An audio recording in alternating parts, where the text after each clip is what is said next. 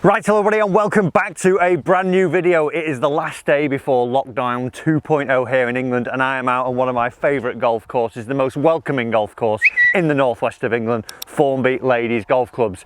I've got some new clubs and I'm going to talk you through my whole bag, so let's get into it right now. First hole, par 4, using one of the new clubs.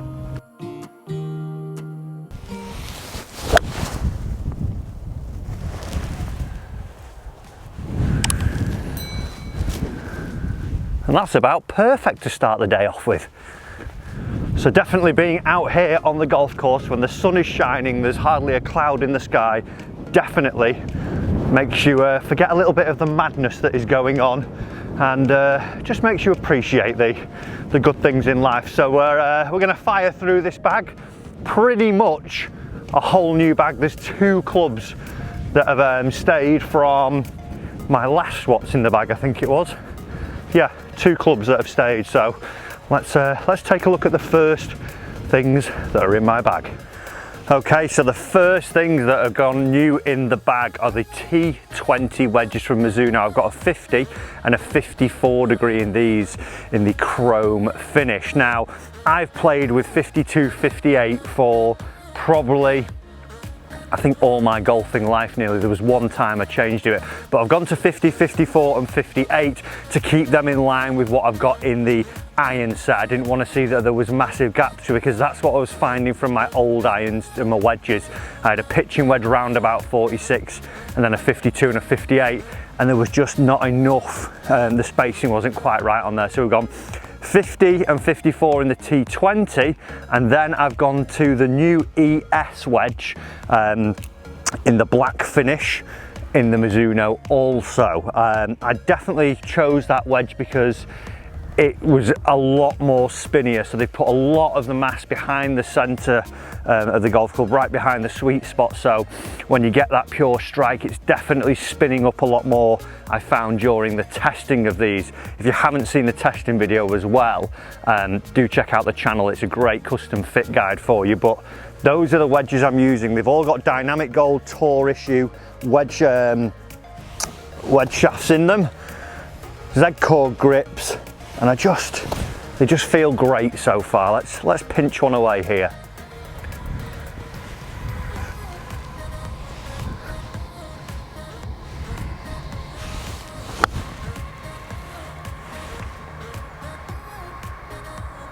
What I'll do, second time out on the course, about 6 foot with it. Like it. And that will start nicely, a little birdie. It probably comes as no surprise that I've actually stayed with this, the ER number 5 from the Even Roll. I've had this putter now for nearly about 2 years. I absolutely love it. Had a spell, if you've watched my final Break 28 challenge, of actually putting in my ping from a couple of years ago, which I changed to from this, and that didn't last long. Whatever I do, whenever I pick this club up, the weight is perfect. The slightly thinner grip feels great because I've got tiny hands. The length of it's only 32 inches long, my putter, and when I look down, just gives me confidence and I get a fantastic roll with it. Recently played and I had 26 putts over 18 holes, so it's going to take a lot for this to come out of the bag. That's the Even Roll ER5 hatchback putter. Finger beauty, absolute finger beauty. Let's head over onto the second tee, find out what we're using in the woods department. Okay, so let's talk woods, and as you can see I've got them in my hands here. I've opted for the new TSI range from Titleist in the driver and in a 3-wood. Previously in my 3-wood I had the Ping G 3-wood, yeah, the SF Tech version, which was like the higher handicapper version designed to draw it a little bit more. And the problem with that, it was just ballooning very, very high, whether it was off the fairway or even off a tee. All I found that it was just going up. I had quite a heavy extra stiff shaft on it and I couldn't get the flight I wanted. So when I did go down to Titleist for my fitting, I presumed I would be going for the TSI 3 fairway, but I've actually gone for the TSI 2 because what I found with the 3, it was very strong off the tee, but off the deck it wasn't easy enough for me to get up and start to shape and move around as much as I wanted, as well. With the 2, which just has the weight port more towards the back now and doesn't have the changeable weight up at the front that we see from the 3, I found this one a little bit more versatile.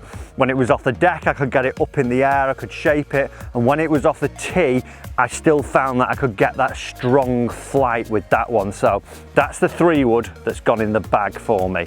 In terms of the driver, I've gone the opposite. I've gone TSI 3, so that is the more players designed one. As we go through it, it's a bit more of a compact, classic looking head. I've got it in a 9 degree, and both of these come with a Tensai AV series in the 65 gram X Flex shaft.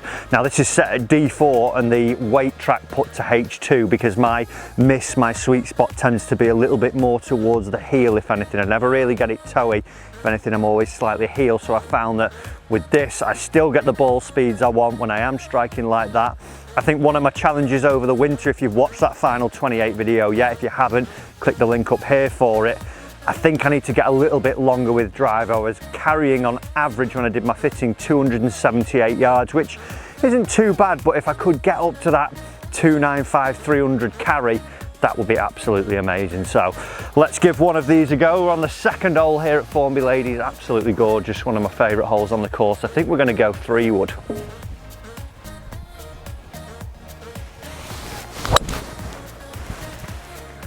So the irons that I've gone for, and I've gone for a little bit of a split set, not a full split set. In the 3 and the 4 iron, what I've got now is the Mizuno MP20 HMB, and then down into 5 to wedge, I've got the Mizuno MP20 MMC. Now, as I said earlier at the start of the video, I went down and walked away with completely different set of irons than I thought. I went down with the intention of getting the JPX 921s that have just come out, and it actually turned out in my fitting I was hitting the blades, the MP20 blade the best, but because I don't play that much and I'm not practicing loads at the moment, I just wanted that little bit of forgiveness, so hence why I ended up with the MP20 MMC. Felt very similar, looks very similar to the blade from when you're addressing it from the top, thin top line, but it's just got that little bit more down at the sole and just got that slight bit of cavity. And then when we get into the 4 iron and the 3 iron, I've gone for that slightly bigger head in the MP20 HMB just to give me that little bit of forgiveness. I did hit a few 4 irons when I was on a trip away up into Scotland recently, and stood looking over a blade when you've not played loads wasn't the most confidence inspiring thing ever. So having just a slightly thicker top line, but knowing that it still feels like a blade and has a lot of the characteristics of it, just gives me that little bit more confidence as I stand over it. In terms of shaft, this was where I was most shocked at what I walked away with my fitting. I've gone with a dynamic gold 120 gram X100.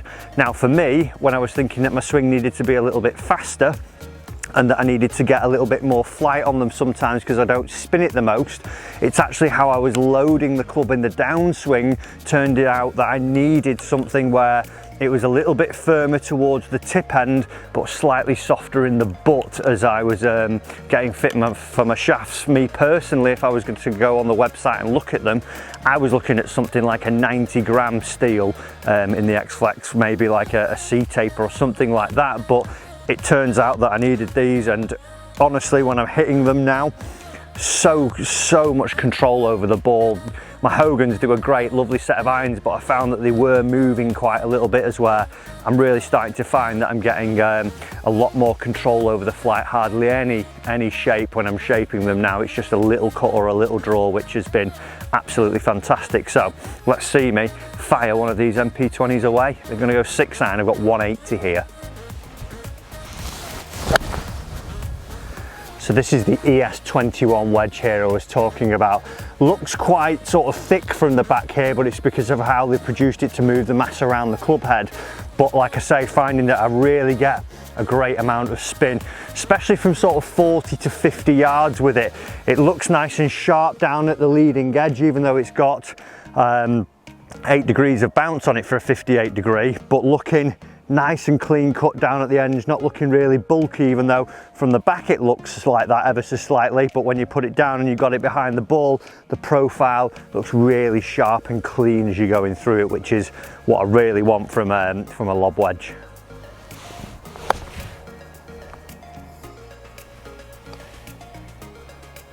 Oh, bobbled last second. Okay, so the only other club that managed to stay in the bag throughout the whole fitting process was the Mizuno Clk Hybrid.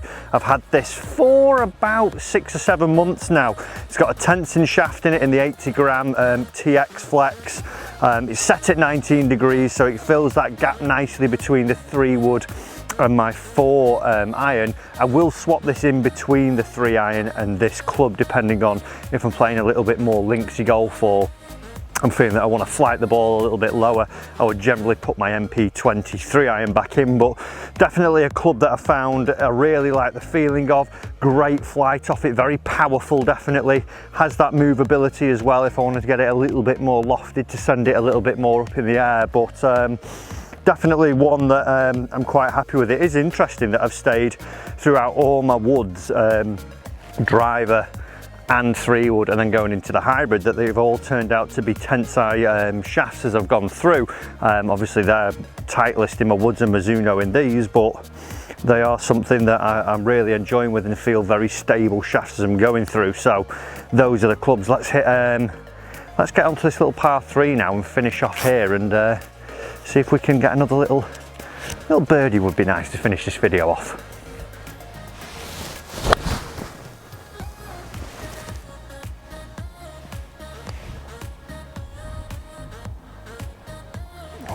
Right on line as well. Right on line, Matty. Oh well. Okay guys, so there we have it. That is what is in my bag currently as we come to the end of the 2020 season. One thing that I've not decided on yet though is the ball. I'm trying out the Callaway Chrome Soft Truvis today. Check out the video that's coming on that very soon.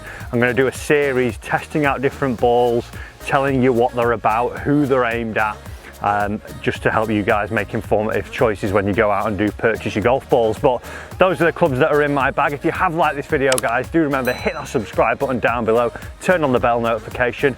I'm going to go and enjoy the final bit of the evening whilst it'll be the last time we'll be on the golf course for 4 or 5 weeks. But stay strong everyone, stay safe, and I'll see you on the other side.